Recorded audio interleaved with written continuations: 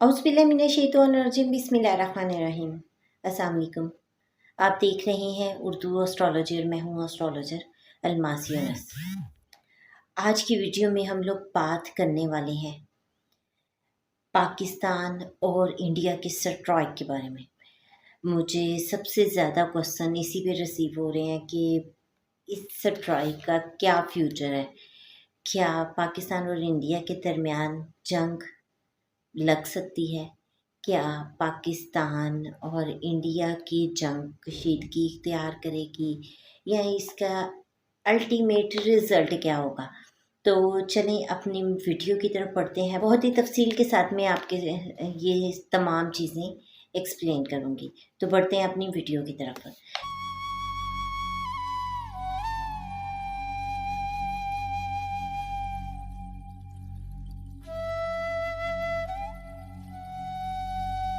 सबसे पहले तो एक चीज़ मैं आपको बताती चलूँ कि कोई भी सूरत हाल हो, तमाम पाकिस्तान हमेशा अमन का ख्वाह है और पाकिस्तानी अवाम भी अमन चाहती है।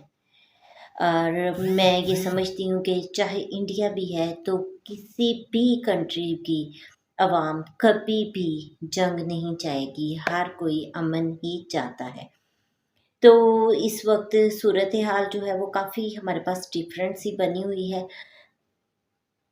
लेकिन अगर पाकिस्तान की बात की जाए तो आपको पता है कि पाकिस्तान वैसे भी एक मेहमान नवाज मुल्क है, तो हम लोग तो हमेशा अमन चाहेंगे।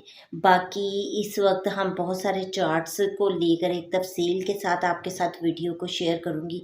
सबसे पहले आप लोगों को पता होगा कि मैंने आप लोगों के साथ जनरल आसिम मुनीर साहब का चार्ट शेयर किया था, जिसमें मैंने तफसील के साथ बताया था कि उनके चार्ट में स्कैंडल्स की सिचुएशन बन रही है।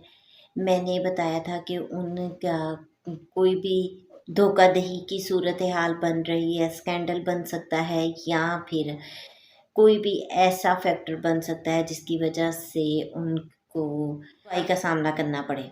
तो आप देखें कि एक स्कैंडल सामने आया जो कि इंटरनेशनल लेवल पर काफ़ी ज़्यादा डिस्टर्ब कर गया। एनी हाउ हम तफसील के साथ इन तमाम चार्ट्स को शेयर कर देंगे। सबसे पहले मैं आप लोगों को बताती चलूँ कि जो मुझे नज़र आता है वो एक प्री प्लान। सबसे पहले तो आप लोगों के साथ शेयर करती चलूँ कि जम्मू कश्मीर में एक पहलगाम इलाके में एक इंसिडेंट हुआ जिसमें 22 इंडियन जानों का नुकसान हुआ।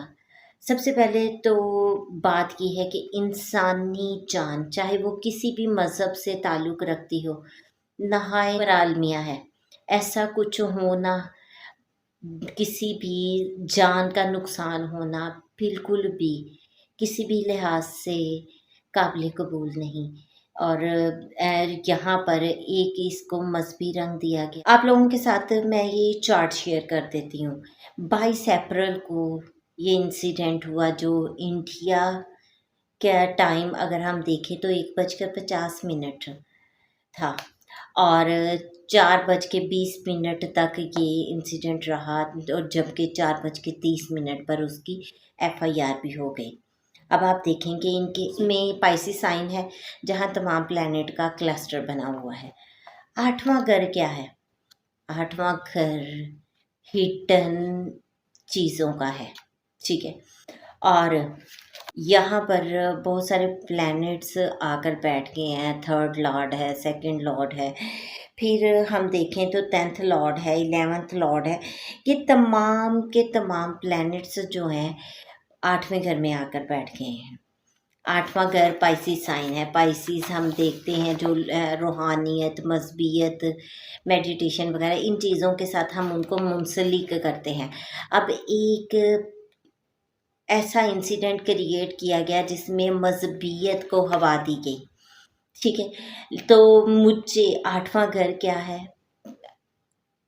हिडन चीज़ों का है और 3rd प्लानिंग का लॉर्ड भी वहाँ पर बैठा हुआ है। तो यहाँ से मैं इसको कहूँगी कि ये एक प्री प्लान एक्ट है। वहाँ देखें कि उस वक्त वहाँ पर अमेरिका के पर थे, जबकि मोदी साहब खुद सऊदी अरेबिया में दौरे पर गए हुए थे।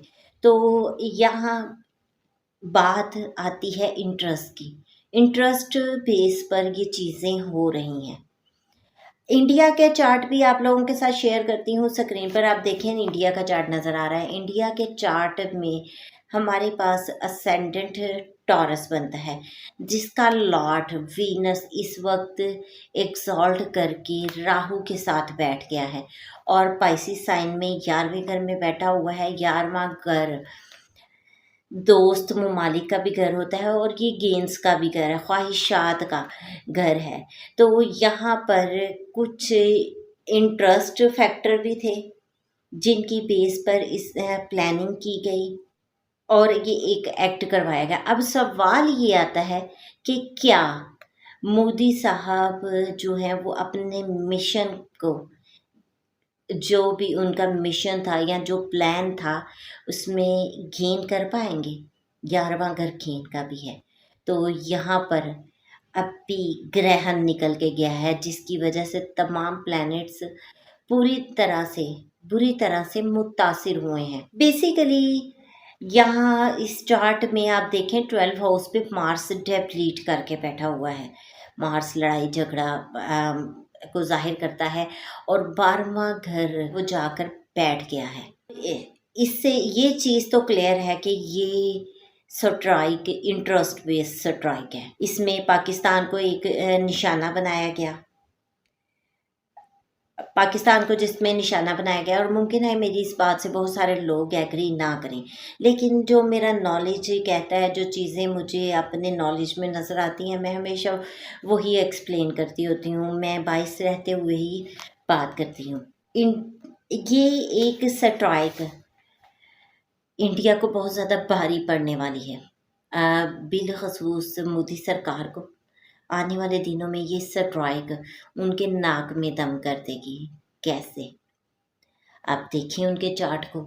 इस वक्त तमाम प्लैनेट्स का क्लस्टर जो है वो उनके 11 हाउस में बना हुआ है और यहाँ से उसकी ट्राइन इंडिया के 3rd हाउस को जा रही है। 3rd हाउस जो एग्रीमेंट का घर होता है, 3rd हाउस मार्केट होती है, आपके हमसाए होते हैं। तो यहाँ पर ऑलरेडी उनके बहुत सारे प्लैनेट्स बैठे हुए हैं और ये यहाँ एक दफ़ा फिर ये प्लैनेट्स उनको ट्राइन दे रहे हैं और उनको मज़ीद ताकतवर बना रहे हैं। आप इंडिया की हिस्ट्री उठा के देखें, एक बार फिर की ख़राब सूरत हाल बन रही है और ये स्ट्राइक इंडिया के नाक में दम कर देगी। तो यहाँ पर बिल्कुल वही सूरत हाल बनी हुई है कि हम तो डूबे हैं सनम, तुमको भी ले डूबेंगे। क्यों?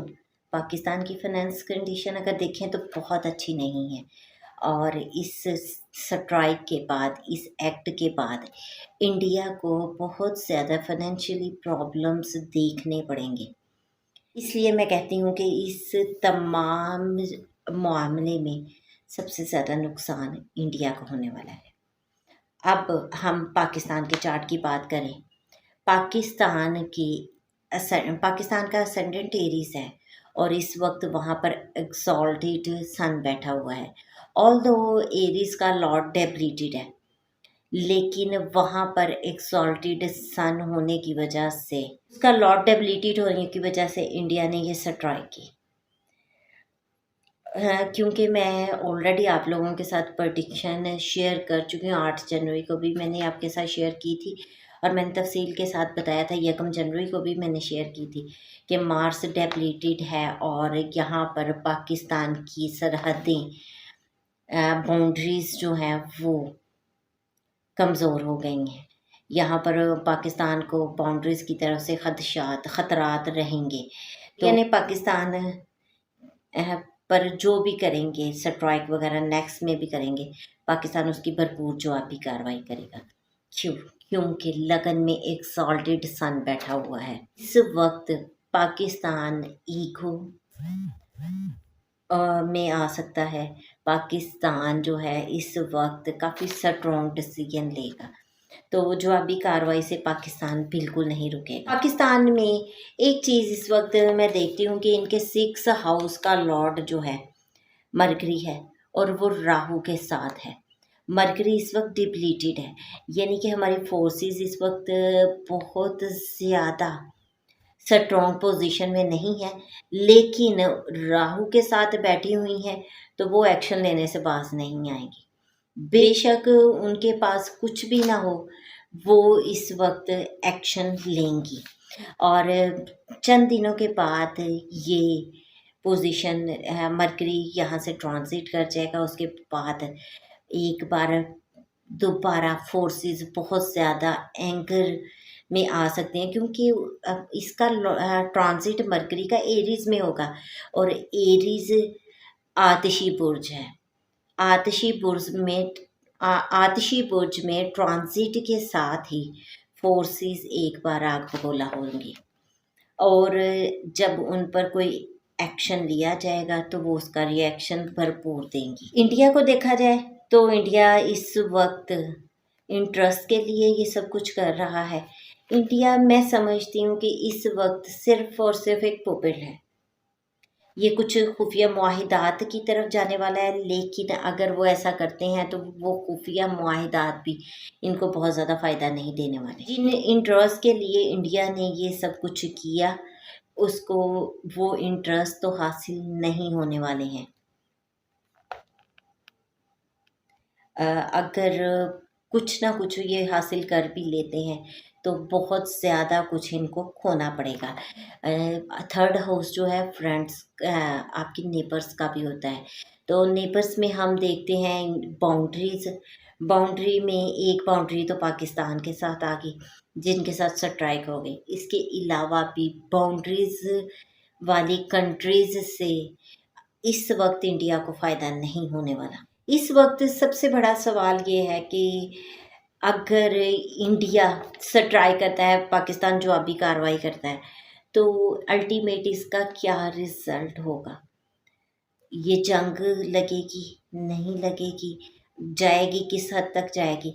तो मैं आपको इसके फाइनल कुछ नताइज बता देती हूँ। सबसे पहला नतीजा ये मैं आपको बताती चलूँ कि ये प्री प्लान स्ट्राइक है और इंडियन गवर्नमेंट ने कुछ इंटरेस्ट हासिल करने के लिए ये किया है। ये स्ट्राइक उल्टा मोदी जी के गले पड़ जाएगी।